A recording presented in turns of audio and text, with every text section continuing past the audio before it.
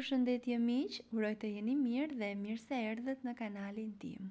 Për ju që më dëgjoni për herë të parë, unë jam Mandalina nga sofra ime. Sot kam përgatitur një recet shumë të thjeshtë, edhe bukë edhe gjellë, e shëndetshme dhe plot shije. Qëndroni me mua deri në fund të videos ta përgatisim bashkë.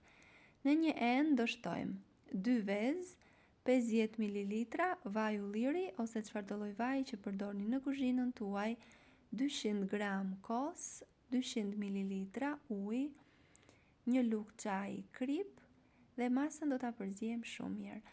Dua t'ju kujtoj se nëse jeni i ri në kanalin tim, ju ftoj të hidhni një sy recetave të mia dhe nëse ato ju pëlqejnë, mos harroni të bëni subscribe dhe të shtypni butonin e ziles. Kështu do njoftoheni për çdo recetë të re të postuar.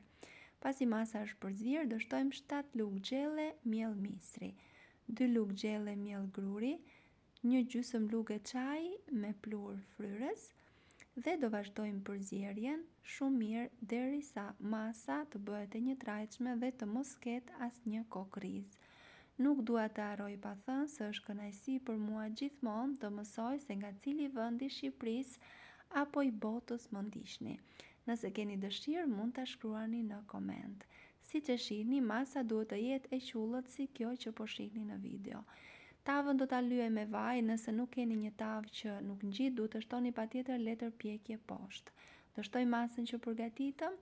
Djathrat mund të zgjidhni çfarëdo lloj djathi që preferoni ose çfarëdo lloj djathi që ju gjendet në shtëpi. Unë shtova djath të bardhë dhe pak djath kaçkavall të grirë në rende.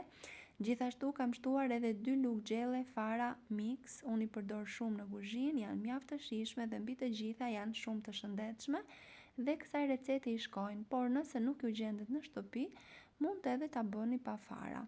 Do ta pjekim në 200 gradë derisa të jetë gati. Shikoni pak se sa ngjyrë të mirë ka marrë, është krokante në sipërfaqe dhe pambuk e butë në brendësi. Është një ide e mirë për ta marrë me vete në punë, siç e pat, recetë më të thjeshtë nuk besoj se ka apo jo, dhe as pak mundim. Nëse ju pëlqeu kjo video, për të më mbështetur, mos harroni të bëni like dhe të lini përshtypje në koment.